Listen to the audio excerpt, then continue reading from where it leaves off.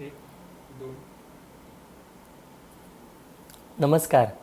जगतगुरु भगवान श्री कृष्ण जी के चरणों में कृतज्ञता पूर्वक वंदन करता हूँ। सनातन संस्था एवं हिंदू जनजागृति समिति की ओर से धर्म संवाद के इस विशेष कार्यक्रम में मैं कार्तिक सालुंके आप सभी का हार्दिक स्वागत करता हूँ। बंधुओं, पिछले कुछ दिनों से हमने इस धर्म संवाद के कार्यक्रम में धर्म विज्ञान यह नई मालिका शुरू की है।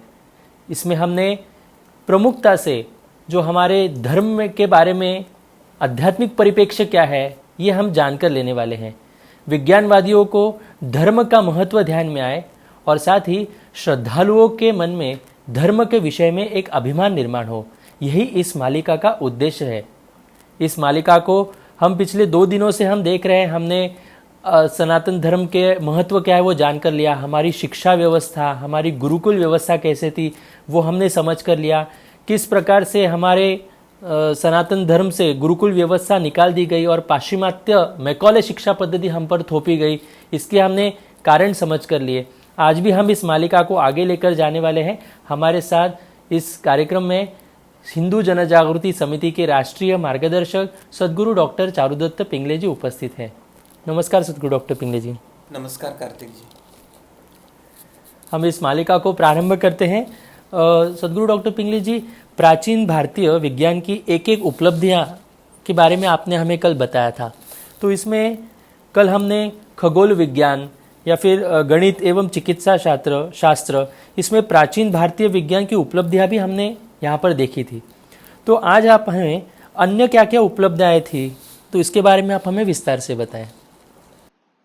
जी कार्तिक जी, आज प्रमुखता से प्रारंभ में हम धातु विज्ञान के बारे में समझ लेंगे। कई तथाकथित जो अंग्रेजी पढ़े लिखे जो बुद्धिजीवी हैं, उनका भी यह मानना है कि भारतीय शास्त्रों और पुस्तकों में सिर्फ पूजा पाठ की ही विधियां होती है और पौराणिक दंत कथाएं होती है जो सामान्य मनुष्य या समाज राष्ट्र के लिए कोई उपयोगी नहीं है।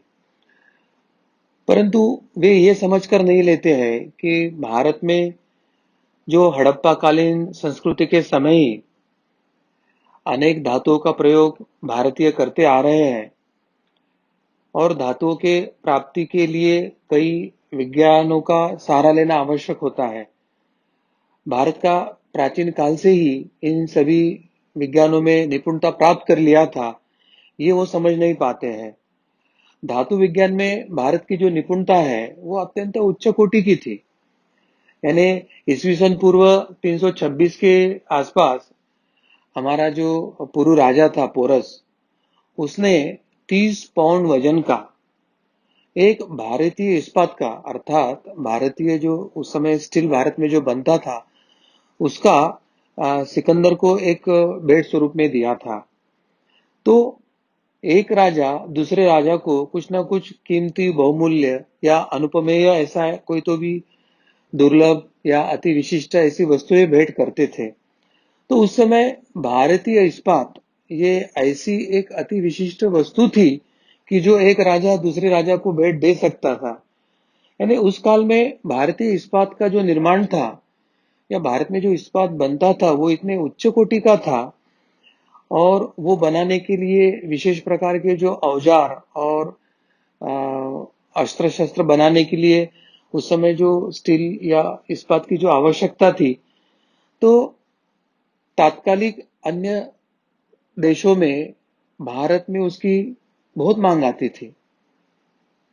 और अभी समझ के क्या लेना है कि हमारे जो वेद से संबंधित जो प्राचीन जो ग्रंथ है उसमें धातु और उसकी प्रक्रिया का काफी जगह स्पष्ट उल्लेख आता है। यानी प्राचीन समय में जो रसायन शास्त्रों में 7 धातु के अभ्यास और उसके संशोधन में हमारा जो पूर्ण अनुसंधान था वो केंद्रित था। और वह 7 धातु कौन से थे आप समझ लीजिए। उसमें से पहला था स्वर्ण, यानी जिसको हम सोना कहते हैं। दूसरा था रजत यानी चांदी। तीसरा तांबा, लोहा, पारद यानी जिसको हम मर्क्यूरी कहते हैं, सीसा यानी जिसको हम लेड कहते हैं, और रांगा यानी जिसे हम टिन कहते हैं। यानी ये जो 7 धातु है इसके इर्द गिर्द हमारा अधिकतम संशोधन रहा है। और इन सभी धातुओं का जो उल्लेख है तो हमारे प्राचीन संस्कृति साहित्य में अत्यंत विपुलता से हमें उपलब्ध है। अब ऋग्वेद के कई ऋचा में तो स्वर्ण के बारे में स्पष्ट उल्लेख है और जो चांदी है जिसको हम रजत कहते हैं वो भी एक मूल्यवान धातु है। इस रूप से भी स्पष्ट उल्लेख हमारे वेदादि ग्रंथों में आया हुआ है। और अथर्ववेद में एक जो श्लोक है उसमें भी धातु का उल्लेख स्पष्टता से आया है। तो वेदों की जो प्राचीनता है वो ईसा से हजारों वर्ष पूर्व निर्धारित हुई है। यानी इसे हम ये जरूर कह सकते हैं कि वैदिक काल में यानी ईसा पूर्व से हजारों साल पूर्व ही भारत में रसायन शास्त्र का संशोधन हो रहा था, रसायन शास्त्र का अध्ययन हो रहा था और ये रसायन शास्त्र ये अत्यंत प्रगत अवस्था में था उस समय। अब यजुर्वेद की जो रचना है वो उपनिषद के काल में हुई है ऐसे एक माना जाता है।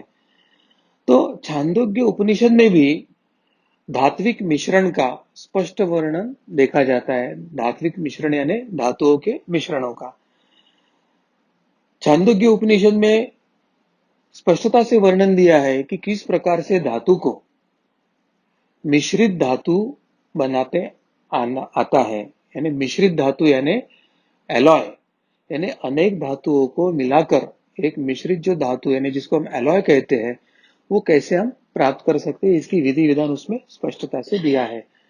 तो धातु विज्ञान का जो भारत में प्राचीन काल में जो व्यवहारिक उपयोग हो रहा है वो स्पष्ट बताता है कि हमारे जो पुराने वैदिक काल के ऋषि मुनि थे, हमारे संशोधक थे, शोधकर्ता थे, वो अत्यंत उच्च अवस्था में थे।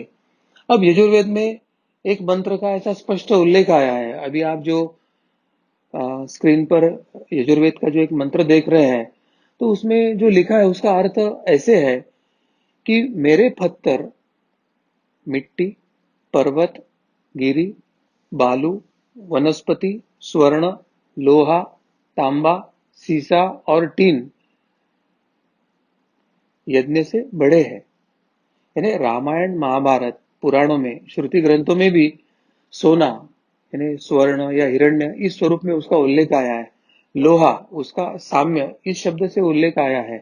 टीन उसको त्रपु इस संदर्भ में उसको संबोधित किया गया है। चांदी यानी रजत, सीसा तांबा यानी तांबा को ताम्र इस संबोधन से संबोधित किया है। तो कांसा ऐसे अनेक नामों से इन धातुओं का उल्लेख अलग अलग वेदों में अलग अलग जगह आया हुआ है। और हमारा जो कौटिल्य का अर्थशास्त्र का ग्रंथ है उसमें भी धातुओं के कुछ विशेषताएं बताई है, कुछ उल्लेख किया गया है। तो कौटिल्य का भी जो समय है वो ईसा से पूर्व करीब करीब 250 वर्ष पहले का है। और उनके जो दो ग्रंथ थे, एक नीति शास्त्र और दूसरा अर्थशास्त्र, यह प्रमाणित ग्रंथ है। और अर्थशास्त्र के जो दूसरे अधिकरण या अध्यक्ष प्रचार के जो छठे अध्याय है उसमें महसूल यानी हम जिसको रेवेन्यू कहते हैं उसके संदर्भ में विवरण हमें स्पष्टता से मिलता है। उसमें लिखित है कि सुवर्ण तथा रजत के अयस्क पदार्थों पर राजा कर लगा सकता है। यानी सोने और चांदी के जो पदार्थ चाहे बर्तन हो या अलंकार हो या जो भी उससे बने उस पर राजा कर लगा सकता है, ऐसा स्पष्ट उल्लेख किया है। यानी वो धातु का मूल्य, धातु के बनने वाले पदार्थों का मूल्य या उसको खरीदने वालों की आर्थिक क्षमता, ये तीनों को देखकर यह महसूल का निर्धारण उसमें किया था। अब इस ग्रंथ के अन्य कुछ हिस्सों में धातु के जो अयस्क का खनन, विचरण और खानों का जो प्रबंधन है उनकी व्याख्या स्पष्टता से दिया है और वो हमको वहां पर देखने को मिलती है। अब धातु विज्ञान से संबंधित व्यवसाय करने वालों के जो लोग हैं उनके कुछ विशिष्ट नाम उस समय संबोधित किए जाते थे, जैसे कर्मरा। अब कर्मरा ये किसका संबोधन है? तो जो कच्चे धातु को गलाने की क्षमता रखते हैं, कच्चे धातु से गलाने से संबंधित व्यवसाय करते उनको कर्मरा कहा जाता था। अब दूसरा संबोधन था धमत्र। यानी ये कौन सा व्यवसाय करते थे? तो भट्टी में अग्नि तीव्र करके धातु से संबंधित प्रक्रिया करने वाले जो व्यवसाय करते थे उन्हें धमत्र कहा जाता था। अब तीसरा जो एक महत्व का संबोधन है उसको हिरण्यक कहा जाता है। अब हिरण्यक यानी इनके लिए संदर्भ में कुछ स्पेसिफिक है, यानी जो स्वर्ण को ही गलाने का व्यवसाय करते हैं और उनकी विशेषता उनके पास जो है उनको हिरण्यक कहा जाता है। चौथा है खनक। खनक अब किसको संबोधित करते हैं? तो जिनका व्यवसाय और कौशल्य खुदाई करके धातु निकालने से संबंधित है या धातु जमीन से निकालने की प्रक्रिया जो जानते हैं उनको खनक कहा जाता था। इस तरह से चरक, सुश्रुत, नागार्जुन ने स्वर्ण, रजत, ताम्र, लोह, अभ्रक, पारा इत्यादि धातुओं से औषधि बनाने की विधि का विस्तार भी अपने अपने ग्रंथों में वर्णन किया है। अब इन धातुओं का महत्व क्या है? इन धातुओं का महत्व एक आयुर्वेद के हिसाब से, स्वास्थ्य के हिसाब से है। और ये जो हमारे चरक, सुश्रुत, जो हमारे चिकित्सा से संबंधित जो ऋषि मुनि थे, तो उन्होंने इन धातुओं का उपयोग करके विविध औषधियों का निर्माण करके उसे संदर्भ में ग्रंथ भी लिख के रखा है। यानी केवल वो धातु विज्ञान जानते इतना नहीं था, तो धातुओं का स्वास्थ्य से संबंधित क्या उपयोग है, कहां पर उसका उपचार और कहां पर उसका सप्लीमेंट कर सकते हैं, इस संदर्भ में उनका समग्र अध्ययन होने के कारण उस पर जो ग्रंथ अभी उपलब्ध है वो अभी भी हमारे लिए मार्गदर्शक ही है। और केवल प्राचीन ग्रंथों में ही विकसित धातु विज्ञान का उल्लेख मिलता ऐसे नहीं है, अभी तो उसके अनेक प्रमाण हमें आज भी उपलब्ध है। उसमें के कुछ उदाहरण मैं आपके सामने जरूर रखना चाहूंगा। जैसे पहले मैं जस्ता जो धातु है जिसको अंग्रेजी में जिंक कहा जाता है उसके बारे में जो कुछ अभी उपलब्धियां है वो मैं आपको बताना चाहूंगा। तो धातु विज्ञान के क्षेत्र में जस्ता की जो खोज हुई है वह एक अत्यंत आश्चर्यकारक है। आसवन प्रक्रिया के द्वारा कच्चे जस्ते से शुद्ध जस्ता निकालने की प्रक्रिया की जाती है और निश्चित ही यह भारतीयों के लिए एक अत्यंत गर्व का विषय है। जस्ते का यह प्राचीनतम जो खदान है वो राजस्थान के जावर क्षेत्र में हमें मिलता है। उदयपुर से 40 किलोमीटर दूरी पर यह खदान आज भी जस्ते का निरंतर उत्पादन कर रही है और करीब करीब उसके संदर्भ में हम आत्मनिर्भर है। आजकल जो हिंदुस्तान जिंक लिमिटेड ये जो एक सरकारी कंपनी है उसकी ओर से यहाँ पर जस्ते का उत्खनन किया जाता है और ऐसे कहा जाता है कि ईसा पूर्व 6वीं शताब्दी में भी जावर की जो खदान थी वो कार्यरत थी और इसके बारे में हमें विपुल प्रमाण साक्ष्य प्रत्यक्ष मिली है। और मात्र 10% जस्ते से पीतल सोने की तरह चमकने लगता है, यह जस्ते का महत्व है।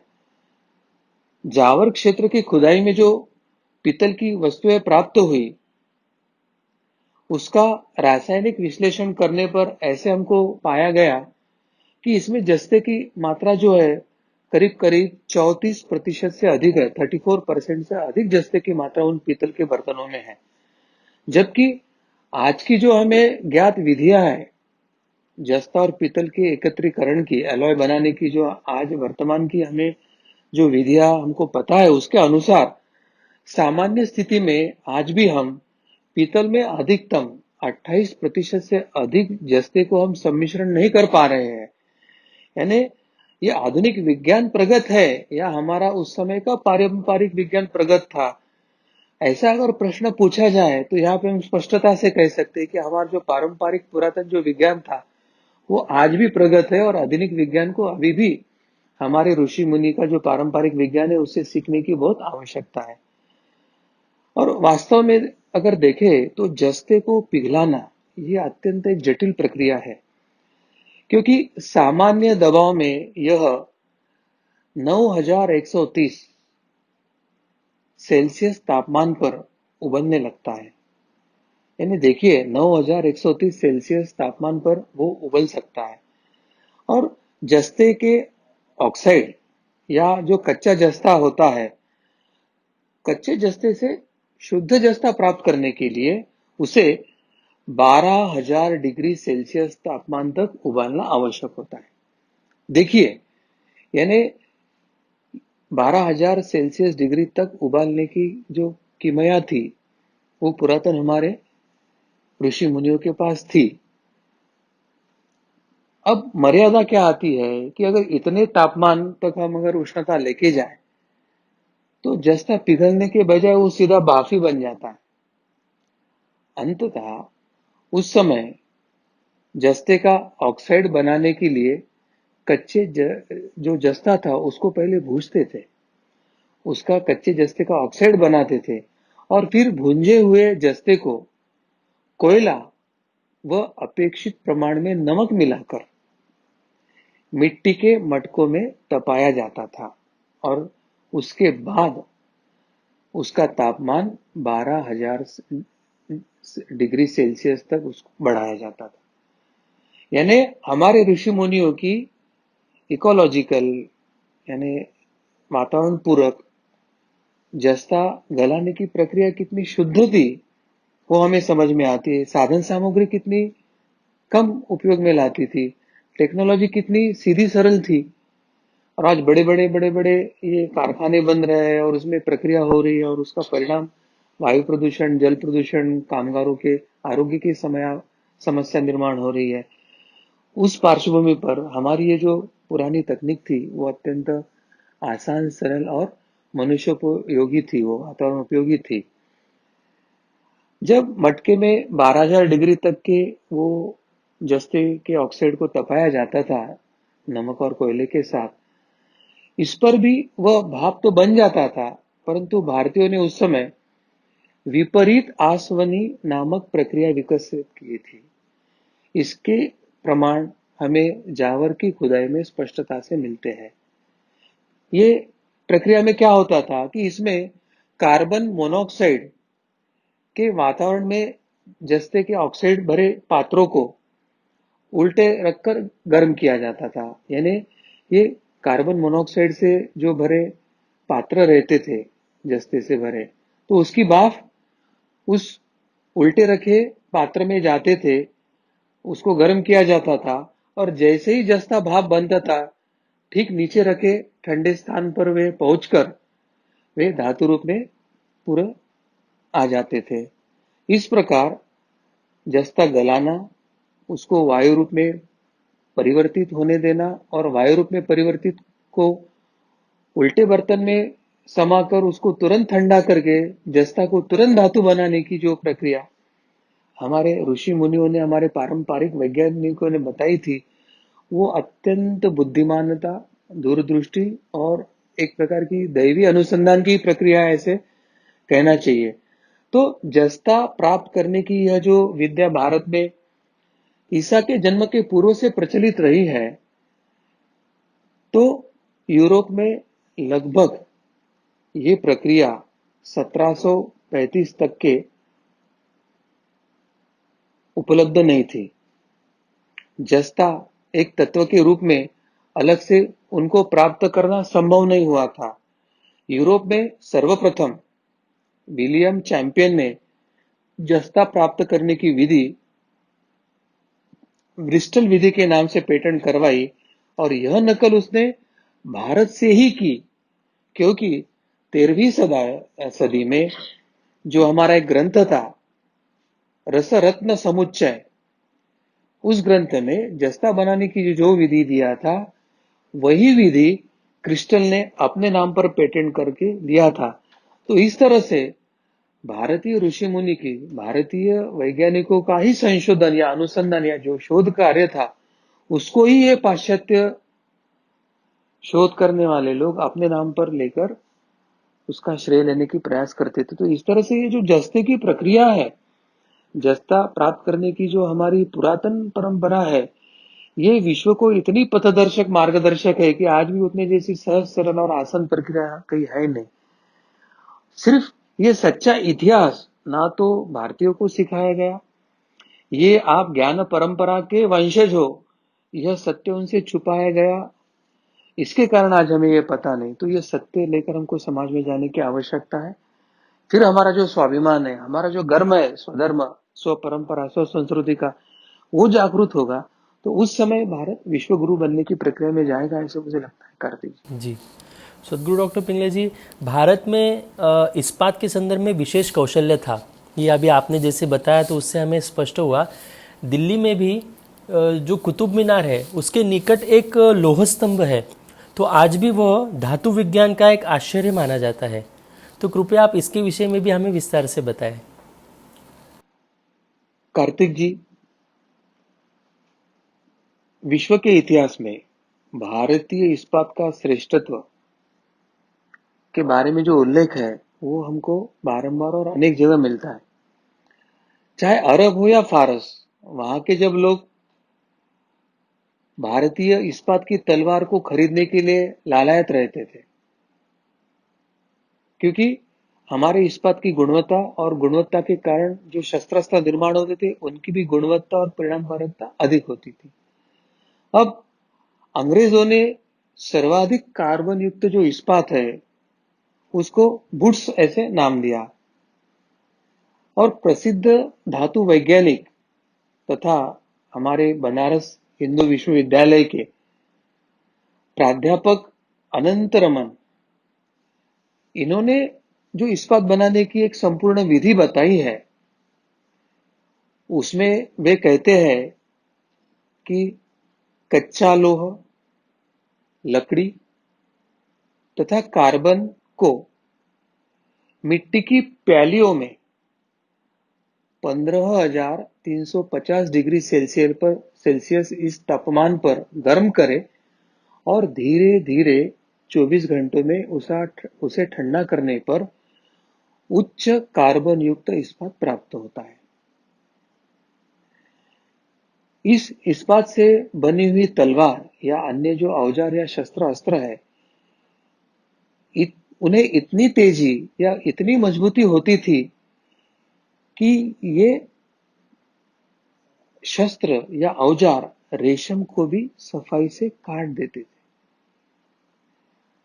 18वीं सदी में यूरोपीय धातु विज्ञानियों ने जब भारतीय इस्पात बनाने का प्रयत्न किया, तो वे पूर्णतः असफल रहे। माइकल फैराडे ने भी भारतीय इस्पात बनाने का प्रयास किया, परंतु वह भी असफल रहा। उसमें से कुछ लोग कुछ मात्रा में इस्पात बना तो पाए, परंतु वो भारतीय इस्पात की गुणवत्ता प्राप्त नहीं कर पाए, और इसलिए श्री धर्मपाल जी ने अपनी पुस्तक में यूरोपीय लोगों ने जो प्रगत लौह उद्योग के प्रमाण दिए हैं, उनका उल्लेख किया था। सितंबर 1715 को डॉक्टर बेंजामिन हायन ने जो रिपोर्ट ईस्ट इंडिया कंपनी को भेजी थी, उसमें उन्होंने एक स्पष्ट उल्लेख किया था कि रामनाथ सेठ, यानी तात्कालिक जो हमारा मद्रास प्रांत था, उसमें बसा हुआ एक सुंदर गांव है। तो रामनाथ पेट में उसके आसपास ऐसी खदानें हैं और वहां पर 40 इस्पात निर्मित की भट्टियां भी लगी हुई है। इन भट्टियों में इस्पात निर्माण के उपरांत उसकी कीमत केवल 2 रुपए मन पड़ती थी। यानी हमारी जो इस्पात निर्माण की प्रक्रिया थी, वो प्रक्रिया इतनी कम खर्चे वाली थी, यानी हम जिसको लो इकोनॉमिक कॉस्ट प्रोडक्शन कहते हैं, ऐसी थी कि हमारा उस समय निर्माण होने वाला इस्पात था, उसकी 2 रुपए मन इतनी उत्पाद लागत की कीमत पड़ती थी। इन भट्टियों में जो इस्पात निर्माण के उपरांत अगर उसकी लागत मूल्य को हम देखते हैं, तो केवल 2 रुपए प्रति मन ही लागत मूल्य हमको आता है। तो शायद विश्व में सबसे कम लागत मूल्य वाला इस्पात बनाने की क्षमता भारत में थी। अंत कंपनी को इस दिशा में सोचना चाहिए, ऐसा दूसरा रिपोर्ट मेजर जेम्स, ऐसा रिपोर्ट उन्होंने भेजा था। हे परत घेऊ का वाक्य? अंततः कंपनी ने इस दिशा में सोचना चाहिए, ऐसे उन्होंने अपने रिपोर्ट में कहा था। ऐसे ही एक दूसरा रिपोर्ट मेजर जेम्स फ्रैंकलिन का भी है, जिसमें वह कहता है कि सेंट्रल इंडिया में इस्पात निर्माण का एक बड़ा कार्य चलता है, ऐसे वे लिखते हैं। इसमें वह जबलपुर, पन्ना, सागर आदि स्थानों की लौह खदानों का वे वर्णन भी करते हैं तथा इस्पात बनाने की प्रक्रिया के बारे में वे लिखते हैं अपने अहवाल में कि चारकोल चारकोल सारे हिंदुस्तान में लोहा बनाने के काम में प्रयुक्त होता है। चारकोल यानी हमारे यहाँ जो कोयला मिलता है वो उच्च प्रति का जो कोयला होता है, दगड़ी कोळसा या पथरी कोयला जिसको कहते हैं, उसको उपयोग में किया जाता है। तो यह जो चारकोल है वह इन फर्नेस को बनाने की विधि के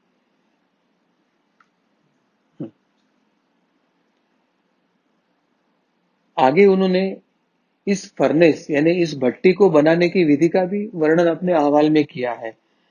फर्नेस बनाने के ऊपर उसके आकार को वह नापता है, तो पूरी भट्टी में वह पाता है कि एक ही प्रकार का नाप है, यानी भट्टी का जो सब नाप है वो एक ही अनुपात में था। फिर उससे इस्पात बनाने की प्रक्रिया तथा बनने वाले इस्पात का जो मात्रा थी उसके बारे में उसने अपना निरीक्षण लिखा है। वो लिखता है कि 30 अप्रैल 1827 से लेकर 6 जून 1827 तक इस कालावधि में 4 भट्टियों में यानी 4 फर्नेस में 2235 मन इस्पात बना। और इस इस्पात के गुणवत्ता के बारे में वो लिखते हैं कि इस इस्पात की विशेष गुणवत्ता यही है कि यह विभिन्न तापमान एवं परिस्थिति में उसकी श्रेष्ठता सिद्ध होती है, और उसकी इस इस्पात के बारे में वो मुक्त कंठ से अपनी प्रशंसा भी उसमें लिखते हैं। उस समय एक मन इस्पात की कीमत 12.25 आना थी। अब मन और अंग्रेजी लोगों का जो टन है उसका क्या अनुपात था, तो 31.25 मन ये जो भारतीय नाप था वो अंग्रेजों के 1 टन के बराबर था। अब जो तीसरी रिपोर्ट कैप्टन डे कैम्पबेल जिन्होंने लिखी थी वो वर्ष 1842 की है। इसमें दक्षिण भारत में लोहे के निर्माण का वर्णन उन्होंने दिया है। ये सब रिपोर्ट कहती है कि उस समय देश में हजारों छोटी छोटी इस्पात निर्माण की भट्टियां थी। एक भट्टी में 9 लोगों को रोजगार मिलता था तथा उत्कृष्ट प्रकार का सस्ता लोहा वहां पर बनता था। वैसा दुनिया में अन्य किसी देश में संभव नहीं है, ऐसे उन्होंने उसमें स्पष्टता से लिखा था। कैम्पबेल ने यह भी बताया कि रेलगाड़ी में लगाने के लिए जो बार आयरन की खोज करते समय बार बार कहा कि यहाँ का यानी भारत का बार आयरन जो है वो सर्वोत्कृष्ट है। केवल सर्वोत्कृष्ट नहीं, वह सस्ता भी है। और इंग्लैंड का जो बढ़िया लोहा वो भारत के घटिया से घटिया लोहे का भी मुकाबला नहीं करता है, ऐसे उन्होंने अंग्रेजों के लोहे के गुणवत्ता के बारे में स्पष्टता से बताया। उस समय भारत में 90,000 लोग इन भट्टियों में काम कर रहे थे और इतने लोगों को भारत में रोजगार उपलब्ध था। संक्षेप में यहां पर यही बताना चाहूंगा कि 200 वर्ष पूर्व तक की भी हमारी जो इस्पात या लोहे के निर्माण की प्रक्रिया थी ये विश्व की श्रेष्ठतम ही थी, और इंग्लैंड का उच्चतम या अच्छे से अच्छा लोहा भारत के निकृष्ट लोहे की भी बराबरी नहीं करता था। ऐसे उन्हीं का ही एक ज्येष्ठ व्यक्ति अपने हवाले में लिखता है, यही हमारे गौरवशाली भारत की परंपरा, गौरवशाली भारत की वैज्ञानिक परंपरा का उदाहरण है। ये समझने की आवश्यकता है और ये सत्य हमें समाज में लेके जाने की आवश्यकता है। इसके बाद अंग्रेजों ने 1874 में बंगाल आयरन कंपनी की स्थापना की और उन्होंने बड़े पैमाने में भारत में इस्पात के उत्पादन की प्रक्रिया शुरू किया। अब परिणाम स्वरूप क्या हुआ कि धीरे धीरे गांव गांव में बनने वाले इस्पात की खपत कम होने गई और 19वीं सदी के अंत तक स्वदेशी इस्पात बनना लगभग बंद ही हो गया था।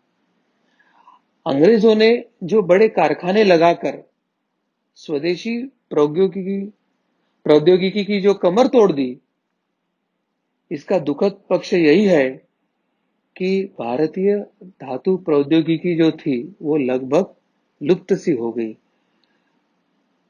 आज झारखंड के कुछ वनवासी परिवार इस तकनीक के नमूने मात्र रह गए हैं। यानी इंग्लैंड का जो मास प्रोडक्शन है या औद्योगिकीकरण है, उसने क्या किया, तो सस्ते में उत्पादन करने वाली, अधिकतम रोजगार देने वाली, उच्च प्रति का इस्पात बनाने वाली जो भारतीय तकनीक थी और जो अर्थव्यवस्था और रोजगार उपलब्ध करने की क्षमता थी, उसको नष्ट करके एक व्यापारिक तत्व पर एक नई आर्थिक लाभ देने वाली तकनीकी को स्थापित करके उन्होंने अपना एक धन कमाने का उद्देश्य प्राप्त किया था। तो एक बड़ा संकट भारत पर अंग्रेजों ने इस तरह से लाया था, जिसके कारण एक पूरी परंपरा ही नष्ट हो गई है। अब हम आपने जो प्रश्न पूछा था कि दिल्ली स्थित लोहा का जो स्तंभ है, तो उसके संदर्भ में मैं बताना चाहूंगा कि वो आधुनिक विज्ञान वालों के लिए वो एक चमत्कार से कम नहीं है। नई दिल्ली में कुतुब मीनार के पास जो लोहा स्तंभ है, वो विश्व के धातु जो विज्ञानी हैं, उनके लिए एक बड़ा आकर्षण का केंद्र बना हुआ है। लगभग 1700 से अधिक वर्ष से यह खुले आसमान के नीचे सदियों से सभी मौसम में अविचल खड़ा है। इतने वर्षों में आज तक उसमें जंग तक लगी नहीं, और यही बात है जो वो दुनिया के लिए आश्चर्य का विषय बना हुआ है। और जहां तक इस स्तंभ के इतिहास का प्रश्न है, यह 4वीं सदी में बना था।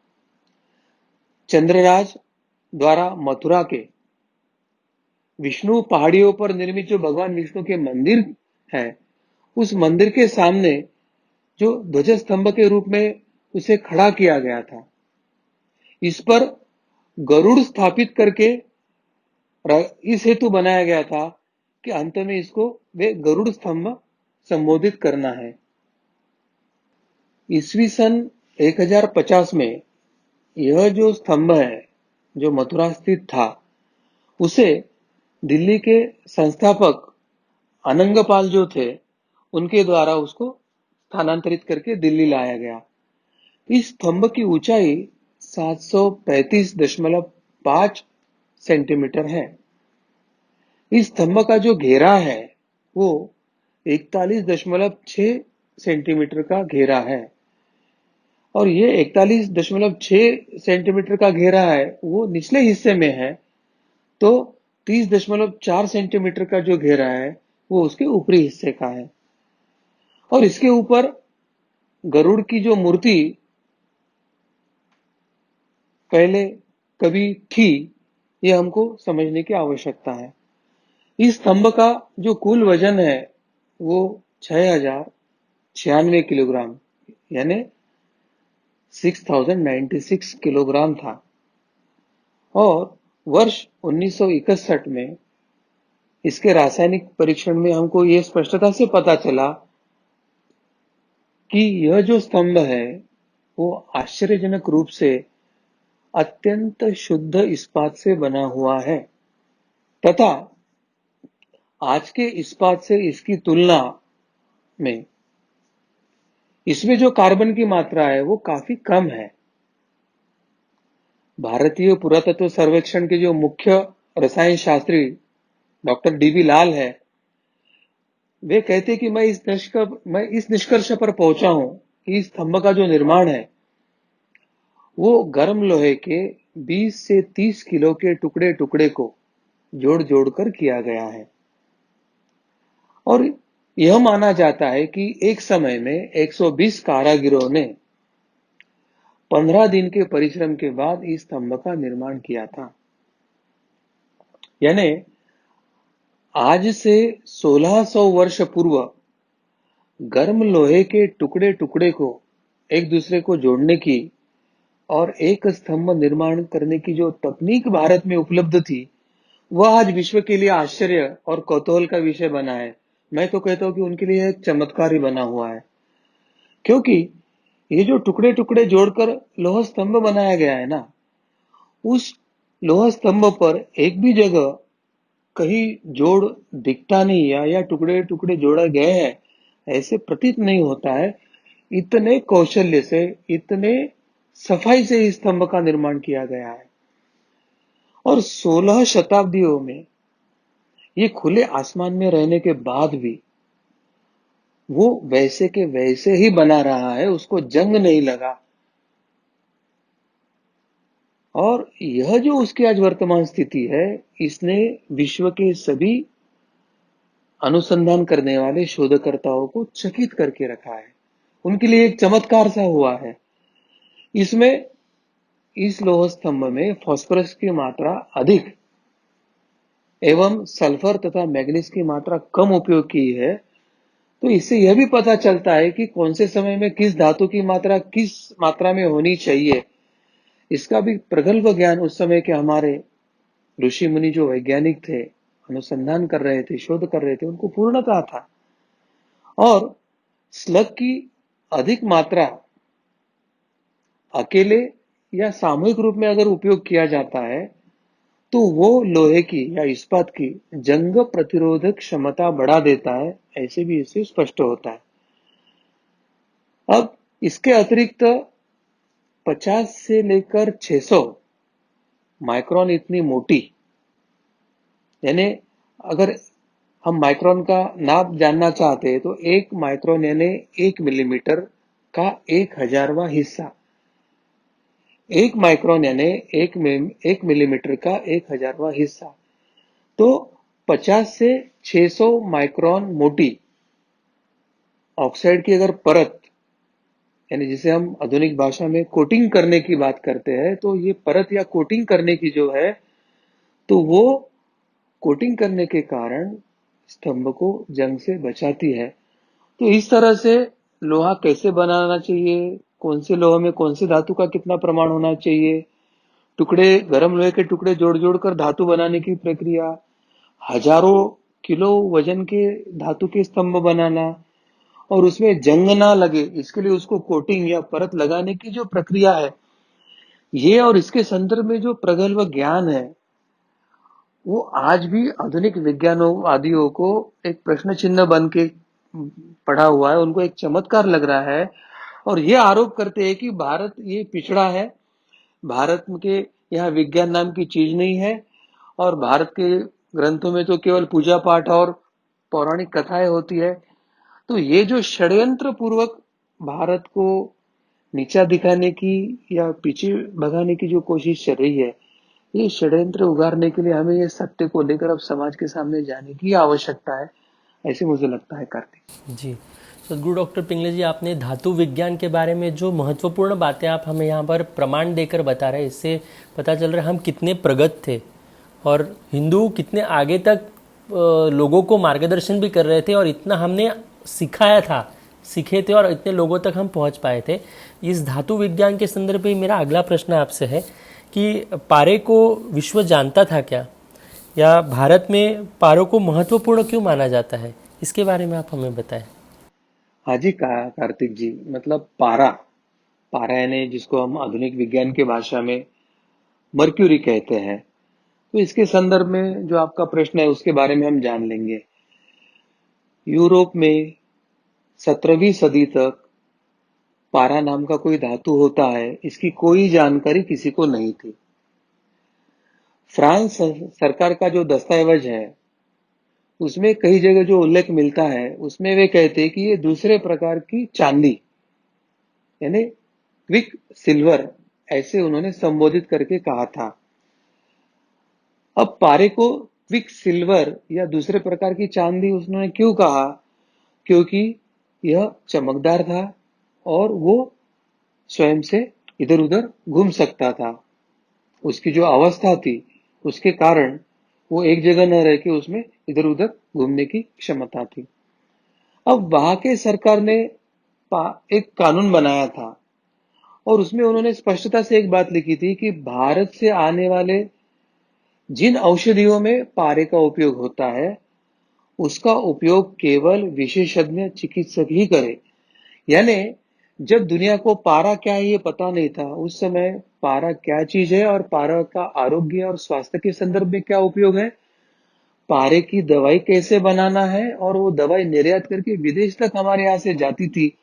इतनी हमारी उस समय की, चाहे विज्ञान की हो या व्यापार की हो, इतनी प्रगत और उन्नत स्थिति थी। अब भारत के जो लोग हैं भारतवर्ष में, वो पारे को हजारों वर्ष पूर्व से केवल जानते ही नहीं थे, अपितु इसके उपयोग औषधि विज्ञान में व्यापक स्तर में उपयोग, इसके बारे में वो पूर्णतः परिचित भी थे। और इसके संदर्भ में जो विदेशी लेखक है, जो जिसने पारे के संदर्भ में सर्वप्रथम लिखाण किया है, वो है अल बरूनी।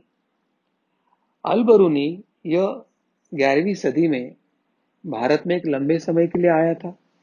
वो भारत में लंबे समय तक रहा और उसने अपने ग्रंथों में पारे को बनाने की और पारे के उपयोग की जो सभी विधियां हैं वह विस्तार से लिखकर उसने संपूर्ण दुनिया को पारा इस धातु और पारे के उपयोग के बारे में परिचित करवाया था। उस समय ऐसे कहा जाता है कि सन 100 में जो हमारे एक रसायन शास्त्री हुए थे नागार्जुन, वे तो पारे से सोना बनाने की पूर्ण प्रक्रिया ही जानते थे। आश्चर्य की बात यही है कि उन्होंने स्वर्ण बनाने के हेतु या स्वर्ण परावर्तित करके स्वर्ण धातु बनाने के हेतु उन्होंने केवल पारे को ही चुना, अन्य किसी धातु को नहीं चुना था। और उसका संदर्भ आज के विज्ञान से यही है कि आज का विज्ञान भी यही कहता है कि धातुओं का जो निर्माण है वो उसके जो परमाणु में स्थित प्रोटॉन की संख्या होती है उसके आधार पर होता है। और सबसे आश्चर्य की बात यही है कि पारे में 80 प्रोटॉन और इलेक्ट्रॉन होते हैं और सोने में 89 यानी 79 प्रोटॉन और इलेक्ट्रॉन होते हैं। यानी पारे से सोना बनाने की प्रक्रिया ये सबसे आसान और नजदीकी प्रक्रिया है। ये बिना कोई आधुनिक उपकरण होते हुए, बिना कोई टेक्नोलॉजी होते हुए उस समय नागार्जुन को पूर्णतः कैसे परिचित थी। यही हमारे पुरातन ऋषि मुनि या हमारे जो वैज्ञानिक है उनकी ये महानता है कि उन्होंने साधना के बल पर, धर्म आचरण के बल पर, अपने अतीन्द्रिय शक्तियों के आधार पर इसकी जो खोज की थी, जो पूर्णतः मानव और वातावरण को अत्यंत पूरक थी। तो ऐसे विज्ञान के परंपरा के हम सब लोग हैं, यही समझने की हमें आवश्यकता है। जी, सदगुरु डॉक्टर पिंगले जी ने अभी हमें यहाँ पर जो समझाया धातु विज्ञान के बारे में हो या जो हमारा प्रगत इतिहास के बारे में हमें बताया है, किस प्रकार से हमारे वैज्ञानिक ऋषि मुनियों ने ये सब पहले ही करके रखा था और उसके आधार पर आज पूरे ये पाश्चिमात्य देश इन्होंने किस प्रकार से उनका नाम आज उस पर डाल दिया है। तो निश्चित ही ये सब सुनकर आपके मन में भी एक स्वाभिमान निर्माण हुआ होगा। ये स्वाभिमान अन्य सभी के मन में भी निर्माण हो, इसके लिए हम सभी अवश्य प्रयास करेंगे। ये जो YouTube पर आप ये कार्यक्रम देख रहे हैं या Facebook लाइव के माध्यम से देख रहे हैं, ये अन्य लोगों तक भी आप पहुंचाने का प्रयास कीजिए। इस चैनल को अवश्य सब्सक्राइब करें। आपके जो परिचित लोग हैं, आपके निकटवर्गीय जो लोग हैं, उन सभी लोगों तक ये पहुंचाएं। ऐसे हम सभी आप सभी से निवेदन करते हैं। सदगुरु डॉक्टर पिंगले जी के माध्यम से हमें सब ये जो हमारा पुरातन इतिहास है, वैज्ञानिक इतिहास है, ये पता चल रहा है। इसलिए हम सभी उनके प्रति बहुत बहुत कृतज्ञ हैं। बहुत बहुत धन्यवाद सदगुरु डॉक्टर पिंगले जी। आपको ये जो धर्म विज्ञान का ये जो कार्यक्रम हम ले रहे हैं, तो ये सुनते समय यदि आपके मन में कुछ शंका हो तो आप अवश्य अपने चैट बॉक्स पर लिख कर दे सकते हैं। आपकी शंकाओं का समाधान करने का हम निश्चित रूप से प्रयास करेंगे।